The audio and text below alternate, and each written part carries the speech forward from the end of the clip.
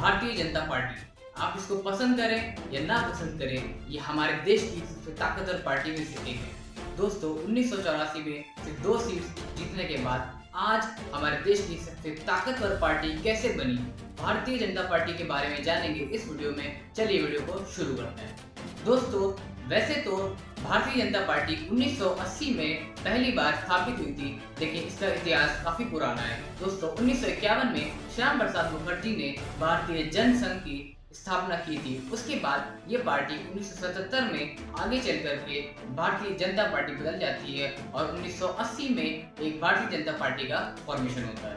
1984 में इंदिरा गांधी के असैसिनेशन के बाद, इंदिरा गांधी के मर्डर के बाद बीजेपी सिर्फ और सिर्फ 2 सीट जीतने में ही समर्थ हो पाई।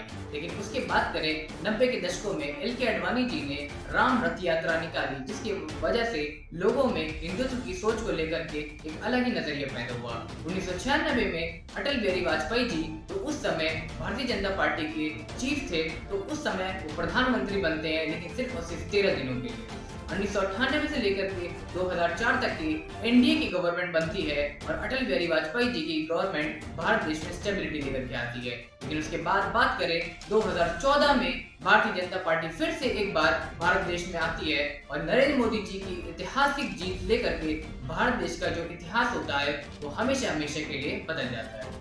दोस्तों अब बात करते हैं भारतीय जनता पार्टी के कुछ अचीवमेंट के बारे में। दोस्तों एक ऐसा मुद्दा जो कई सौ सालों तक के भारतीय इतिहास के लिए एक अहम मुद्दा बनता, लेकिन 2024 में राम मंदिर का इनॉग्रेशन करा के भारतीय जनता पार्टी ने हिंदुस्तान के लोगों में अपनी एक अलग ही जगह बना ली। दोस्तों इसी के साथ साथ भारतीय जनता पार्टी ने जीएसटी ऐसे टैक्स को लागू किया जिससे पूरे देश में एक टैक्स सिस्टम बन के चला आया। दोस्तों उसी के साथ साथ बीजेपी ने यूपीआई पेमेंट्स और डिजिटल मिशन जैसी चीजों पे बहुत ज्यादा काम किया, जिसकी वजह से आज हमारे आसपास यूपीआई पेमेंट्स हर तरफ हमको देखने को मिलते हैं और हमारे लिए पैसे को एक जगह से ट्रांसफर करना या पैसे का लेन देन बहुत ज्यादा आसान हो गया है।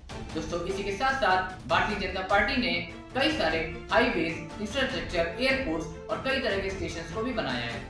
इसी के साथ साथ भारतीय जनता पार्टी ने एक बहुत बड़ा ऐतिहासिक फैसला भी लिया जब उन्होंने कश्मीर में आर्टिकल 370 हटा दिया। इस वजह से कश्मीर के लोग आज सेफ महसूस करते हैं। दोस्तों इसी के साथ साथ भारतीय जनता पार्टी ने और नरेंद्र मोदी जी ने भारत के साथ साथ कई देशों से हमारे रिश्तों को मजबूत रखा और हमारी आर्मी को, हमारी नेवी को और हमारी एयरफोर्स को मजबूत करने में भारतीय जनता पार्टी का बहुत बड़ा हाथ भी रहा है।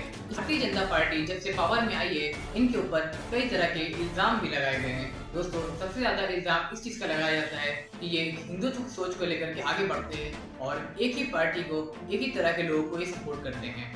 दोस्तों इसी के साथ साथ भारतीय जनता पार्टी पे ये इल्जाम है कि ये मीडिया और जर्नलिस्ट जैसे लोगों को भी कंट्रोल करते हैं। इनके वक्त में मीडिया की पावर को कमजोर कर दिया गया है और आने वाले टाइम में ये देखा जाएगा कि मीडिया सरकार के लिए ही क्या काम कर रही है। दोस्तों इसी के साथ साथ भारतीय जनता पार्टी पे ये भी इल्जाम है कि वो अपने देश के यूथ को यानी कि जवानों को नौकरियां देने के मामले में बहुत ज्यादा पीछे हैं, क्योंकि आज के टाइम में बात करें तो अनएम्प्लॉयमेंट, बेरोजगारी बहुत ज्यादा पीक पे है और भारतीय जनता पार्टी लोगों को एम्प्लॉयमेंट, रोजगार देने में पूरी तरीके से असमर्थ साबित हुई है।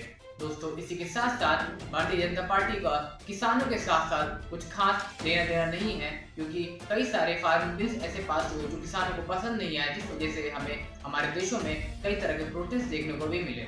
दोस्तों इसी के साथ साथ अब बात करते हैं भारतीय जनता पार्टी के फ्यूचर के बारे में। तो दोस्तों प्रधानमंत्री नरेंद्र मोदी जी 75 साल के हो गए हैं और हो सकता है कि ये उनका आखिरी टर्म साबित हो सकता है। दोस्तों 2029 में भारतीय जनता पार्टी क्या दोबारा पावर में आएगी या नहीं, तो वक्त वाली बात है, लेकिन वक्त के साथ साथ हमें ये भी देखना होगा कि भारतीय जनता पार्टी हमारे देश को किस तरह मजबूत बनाती है और एकजुट होकर के भारत देश को मजबूत तरीके से टिके रहने पे किस तरह मदद करती है।